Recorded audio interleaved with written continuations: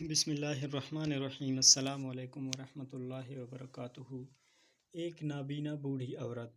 مدینہ کی ایک جانب ایک چھوٹا سا گھر تھا جس میں ایک نابینا بوڑھی عورت رہتی تھی، جس کے پاس ایک ڈول، ایک بکری اور کھجور کے پتوں سے بنی چٹائی کے سوا کچھ نہیں تھا۔ حضرت عمر رضی اللہ تعالیٰ عنہ ہر شب اس عورت کی خبر گیری کرتے تھے، اس کے لیے پانی کا انتظام کرتے۔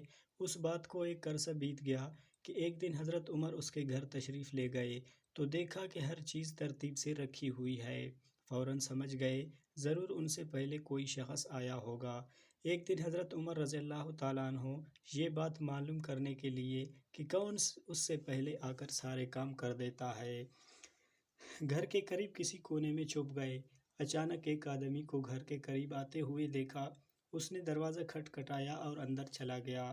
وہ حضرت ابو بکر صدیق رضی اللہ تعالیٰ عنہ تھے، جو کہ ان دنوں مسلمانوں کے خلیفہ تھے۔ حضرت عمر اس پوشیدہ جگہ سے باہر آئے، اپنے آپ سے اظہار تعجب کرتے ہوئے کہنے لگے، ابو بکر تم ہی تو ہو، ابو بکر تم ہی ہو سکتے ہو، خدا کی قسم تم ہی ہو سکتے ہو۔